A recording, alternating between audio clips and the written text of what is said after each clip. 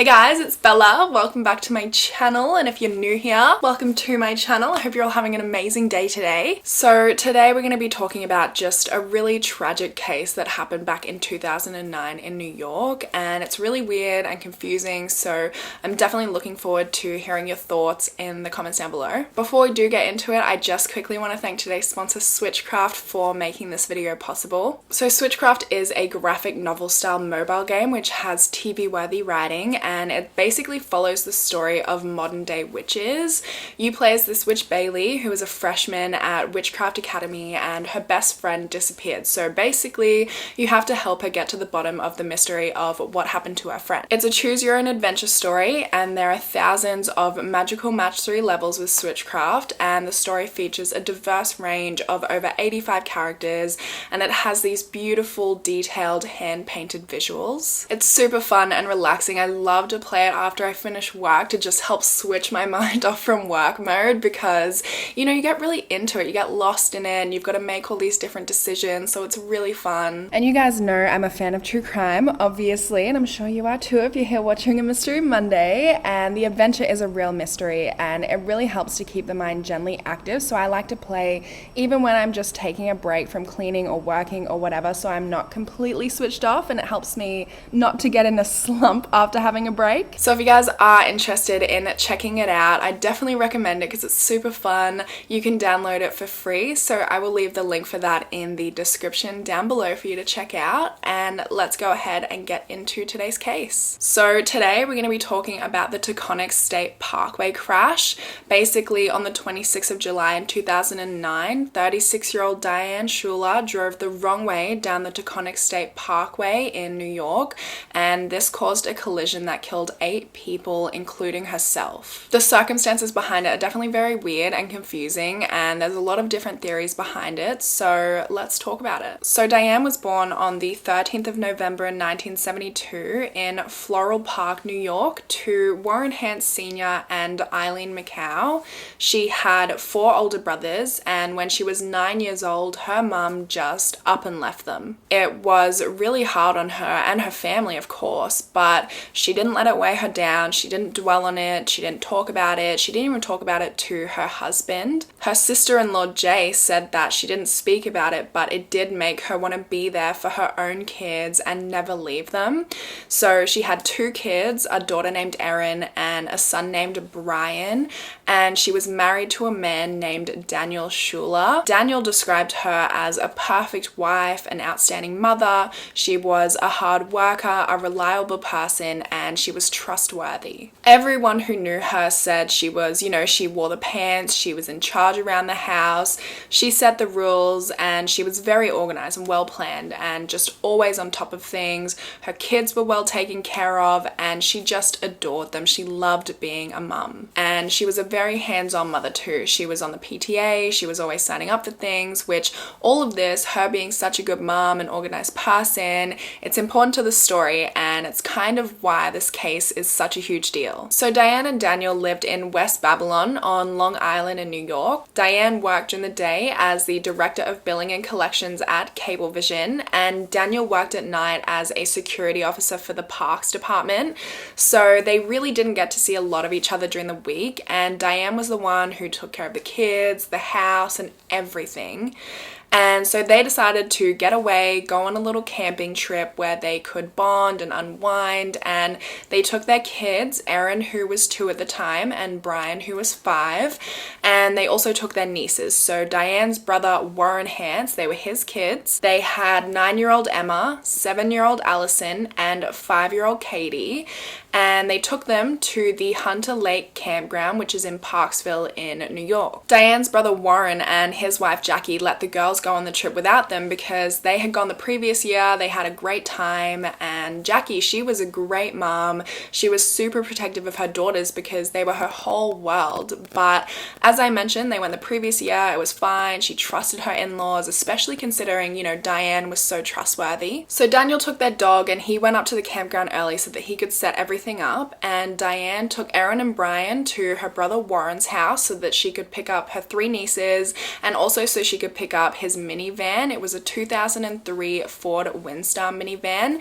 and Warren was just letting her borrow it for the weekend. And they all headed up to the campground. They had a great weekend, you know, hiking, swimming, toasting marshmallows, playing on the playground. And then on the 26th of July, it was time for them to come home, and it started off, you know, just like pretty much any normal day. Daniel woke up first at around 6 a.m. and he started going around, cleaning up, you know, getting ready to go. And he woke Diane up at around 7 a.m. so that they could beat the traffic. And they started waking the kids up, you know, cleaning out the camper van, packing their bags, and they were ready to go by 9:30 a.m. Daniel was going to take their dog home because he had a pickup truck and he was going to go straight home, and Diane was also going to go straight home, but she was taking the 5 kids with her in the minivan that she borrowed from Warren. On the way back to West Babylon, Diane stopped in Liberty at a McDonald's there at 9:56 a.m. and there's security footage of, you know, the kids eating and playing in the area. Diane got herself an orange juice, and even the worker at McDonald's said she was behaving totally normally. She was having a full conversation with the worker and she just seemed, you know, completely fine. They stayed at Macca's until 10:33 a.m. and then they left, and then they stopped at a gas station at 10:46 a.m.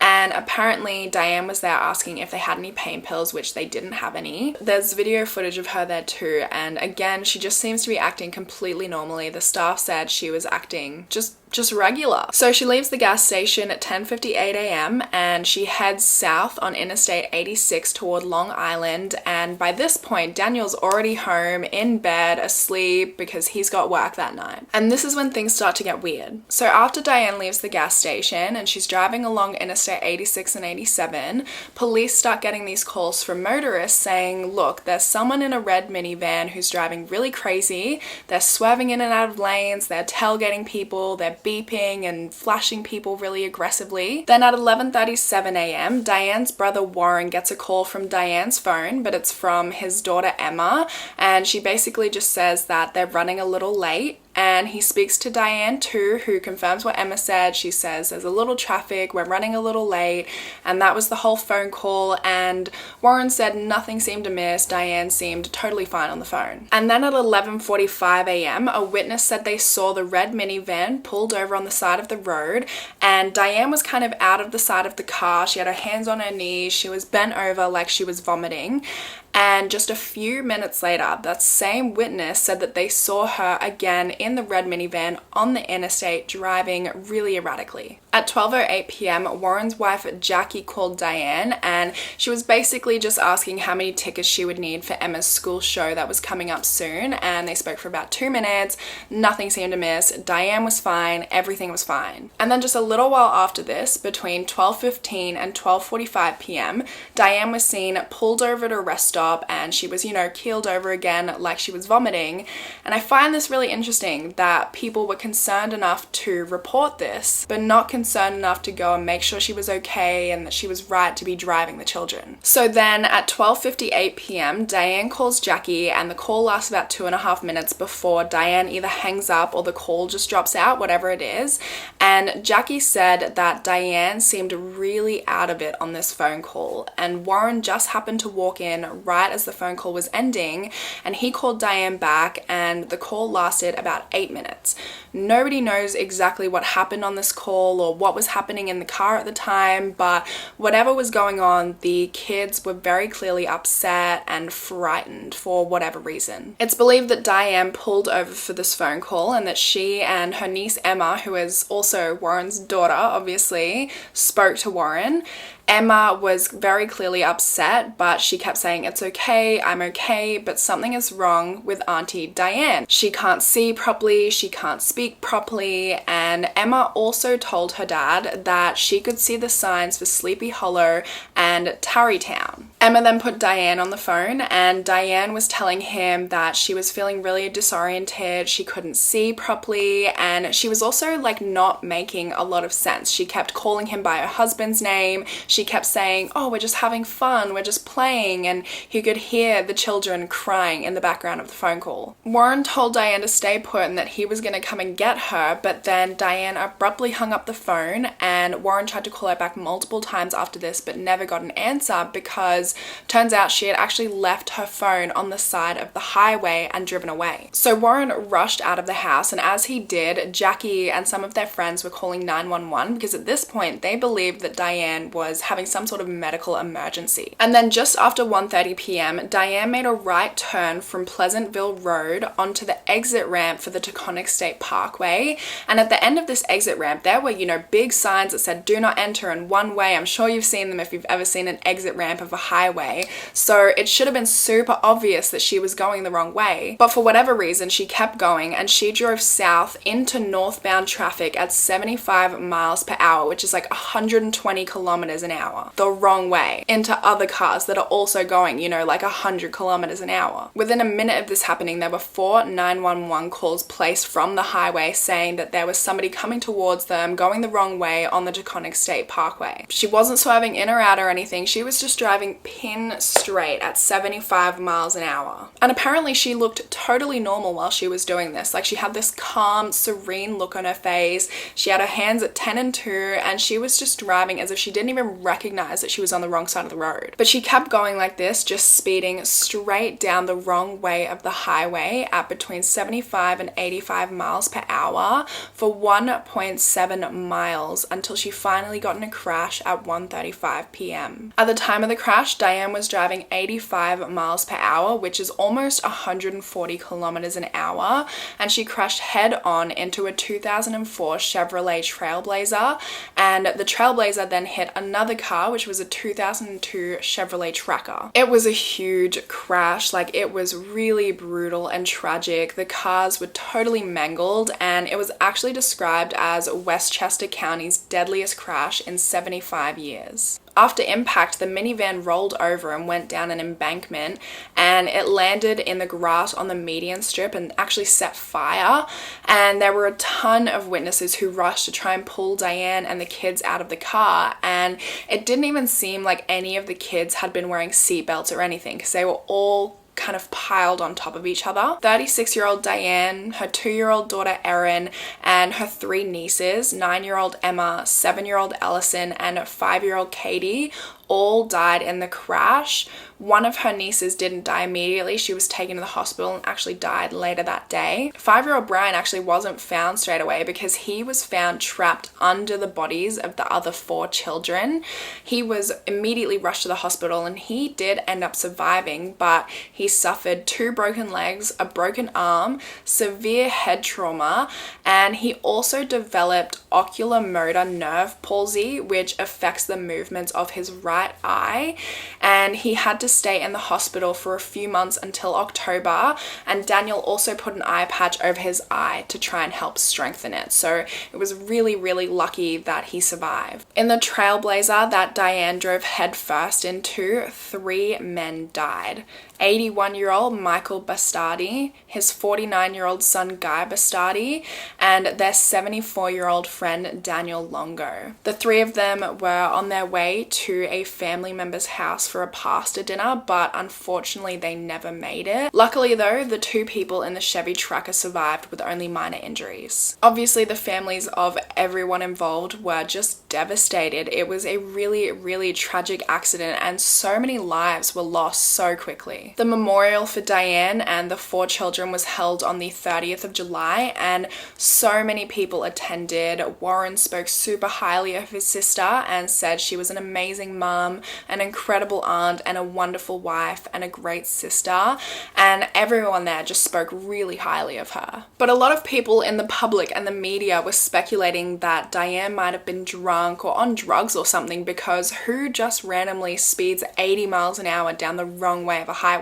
I mean, a lot of the time in these cases, that is exactly what happened, and that's where a lot of people's minds go to. And then when investigators searched the car, they actually found a broken bottle of vodka on the driver's side floor. And then on the 4th of August, the toxicology report came back, and turns out she had a blood alcohol level of 0.19%, and for reference, the New York legal limit is 0.08%. So she was more than twice the legal limit. She had more than 10 drinks worth of alcohol in her system and more alcohol in her stomach that hadn't even been digested yet. And she also had high amounts of THC in her system, which indicated that she had smoked weed 15 minutes to an hour before the crash took place. 4 days after this came out, on the 8th of August, Daniel and his attorney did a press conference and they basically denied that Diane drank or did any drugs that weekend. And then he ended up changing his story and basically said that she never drank to excess and she definitely hadn't drank the day that she was driving. People speculated that maybe she was a bit of a drinker and her husband just didn't know about it, but Daniel was like, look, I've been with her 13 years, there's just no way. And he was very firm about the fact that she wasn't drunk. And I mean, to be fair, it was 9:30 a.m. so it would be so bizarre for this like PTA mum of the year to smoke a joint and get fucked up on like 10 drinks before driving 5 kids home. And she left the campground before Daniel, like he followed her out of the campground. So I don't even know how she would have snuck in a sneaky 10 shots without him noticing. And the people at the campground said that they spoke to her that morning. She seemed normal. She seemed sober. The person at McDonald's said they had like a full conversation with her and she seemed normal. She seemed sober.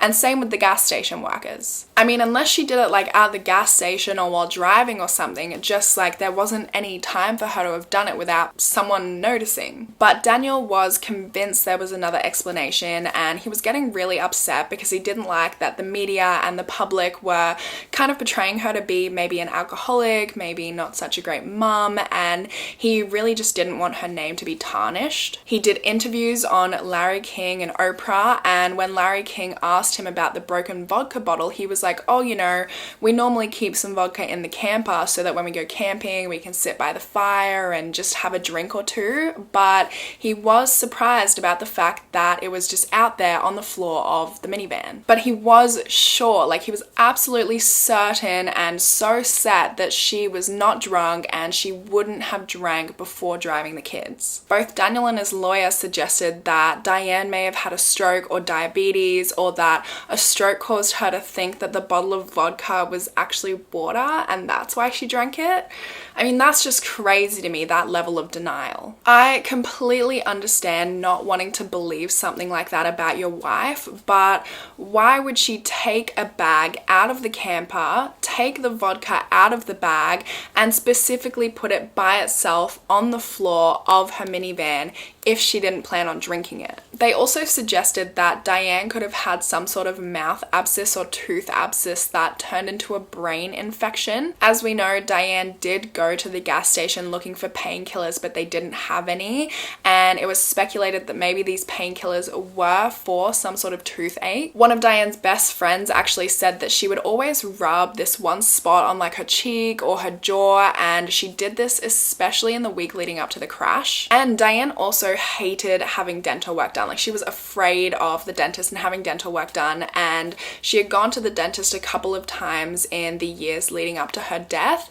And in her dental records, there was actually one time when she was meant to have an extraction, but she decided not to go ahead with the procedure. I mean, it's super rare for a tooth abscess or a mouth abscess to turn into a brain infection, and her autopsy also didn't show any tooth abscess or anything to do with her brain that was similar to that. So, you know, there's that. But the autopsy also found that there was no damage to like any of her organs or her liver or anything like that, which is something that you would expect to see if she was like a raging alcoholic like everyone was speculating that she was. And they also didn't find anything to suggest that she had had a stroke or an aneurysm like Daniel and his attorney were trying to suggest. Everyone in her family, including her husband Daniel, were very adamant about the fact that she wasn't a drinker. She very rarely drank alcohol. She didn't do any drugs, although Daniel did come out and say that she occasionally smoked weed. And then one of her sister-in-laws came out and said that she actually smoked weed every single night to help with insomnia and like joint pain and that sort of thing. I mean, I have to say though, I watched the HBO documentary on this case, right? And there's this one part in the documentary where one of Diane's family members is smoking a cigarette and she says, nobody in my family knows that I smoke. And then right after that, she says there's no way that Diane could be a drinker, while she literally just smoked and said that nobody in her family knows that she smokes. And on top of that, Daniel worked nights, Diane worked during the day, so there was a lot of time that they weren't together where she could have been drinking and he wouldn't have known. I also read that Daniel's mother referred to him as Diane's third child, which isn't that just what every woman wants in a relationship? No, but seriously, it's pretty lame. She had to look after her kids, look after the house, she had to work at her job, and she also had to look after her husband. And on top of that, her sister-in-law Jay said that Daniel actually never wanted kids and that Diane was supposed to do all of that kind of stuff. And even after Diane passed and Daniel had to look after their son Brian, I guess Diane's sister-in-law Jay was helping out, and even after a couple of weeks, she was super overwhelmed by him and how little he actually does. I mean, maybe she drank because she was just super overwhelmed by it all, having to look after her kids and her third kid Daniel, having to look after the house, having to work, being super mum, PTA mum of the year. Or I mean, maybe she drank because of her chronic toothache and she was trying to self-medicate. Or maybe she didn't really drink. Maybe because they didn't have the painkillers, she did decide to have a drink to try and self-medicate the toothache. As I mentioned earlier, she did get an orange juice from McDonald's, which I don't know about you guys, but I've definitely had a few vodka oranges in my day. So, I mean, not at 9:30 a.m., but I have had a mimosa, which is orange juice and champagne. Point is, that vodka and orange juice is a very popular, drink mix. And not to mention, functioning alcoholics are a thing. I've read so many stories of people who would just get smashed all day long, but they would still go to work, they would still look after their kids, and nobody knew. And Daniel got a lot of backlash for his denial. Friends, family, and the public, they were all pissed, and people who were directly affected by the accident just wanted closure, and they felt like they couldn't get that, while Daniel was still going on and airing out his excuses. He and Diane's sister-in-law Jay actually went as far as to hire a private investigator for $30,000 because they wanted to find some other reason that this could have happened. And they even wanted to exhume her body to test her hair because your hair is what holds signs of drug use the longest. So they were going to exhume her body, and HBO was going to pay Daniel a ton of money to be able to film the process, like $100,000 US dollars, that was going to go into a trust for Brian. But for whatever reason, that didn't end up happening. In June of 2010, the New York State Police released their final report on the incident after 11 months of analysis, and it basically just said the same thing as I've been saying, that she was highly intoxicated and had trace amounts of THC in her system. And the medical examiner on the case actually ruled the crash a homicide because he said Diane's driving was reckless and there was no seatbelts on any of the kids, and that is ultimately what killed the victims. I mean, personally, I don't think it was like a suicide mission or anything, or a murder mission or anything, but I do think that maybe she thought she could hold her alcohol and she just couldn't. In August of 2010, the DA came out and announced that they wouldn't be pressing charges against anyone because Diane had passed and she was pretty much the only one that could be held responsible. And the Bastardi family were not happy about this because they just felt like there was no justice for the three men who had died, and they felt like Daniel was just not allowing them to move on. This is what Daniel Longo's brother Joseph said. He said, "I want Daniel Schuler to know that he keeps inflicting more pain on all concerned once again by going to the media to try and paint a picture of a perfect wife and mother." Bastardi's daughter, Margaret Nicotina, also said, "It makes me angry that he keeps denying it. Every time he does, he brings it back for us. I just wish that he would admit that she was drunk. Maybe if he knows what happened that morning, if they argued or anything, that would be the truth. He wants the truth. So do we." So they ended up filing a lawsuit against Daniel and Warren as well, who also lost 3 of his children in this crash. By this point, Daniel was obviously still refusing to accept that Diane was drunk or high at the time of the crash. So in July of 2011, Jackie Hance, who lost her 3 daughters in the accident, filed a lawsuit against her brother-in-law Daniel. And the suit claimed that her daughters suffered from terror, fear of impending death, extreme horror, fright, and mental anguish, which completely agree. I just feel like at this point, if you want to believe to yourself that she didn't drink or she wasn't high, that's fine. But why do you need to keep going in the media, bringing it back up for everyone? You know, it's just a shitty thing to do. It just seems unnecessary. And then on the 26th of July in 2011, so on the second anniversary of the crash, Daniel went ahead and sued the state of New York for not keeping the road safe. And he also sued Warren Hance, his brother-in-law, the person who lost 3 of his daughters in the crash, because it was his minivan, which is just a shitty thing to do. Obviously, it was a really tense time for everybody, but by July of 2014, all of the lawsuits had either been settled or dropped. Warren and Jackie Hance, who lost all 3 of their daughters in this accident, started the Hance Family Foundation to honor the lives of their daughters Emma, Allison, and Katie. And the foundation runs self-esteem programs for young girls. And also, in some happier news for the family, they welcomed another daughter on the 11th of October in 2011 named Casey Rose.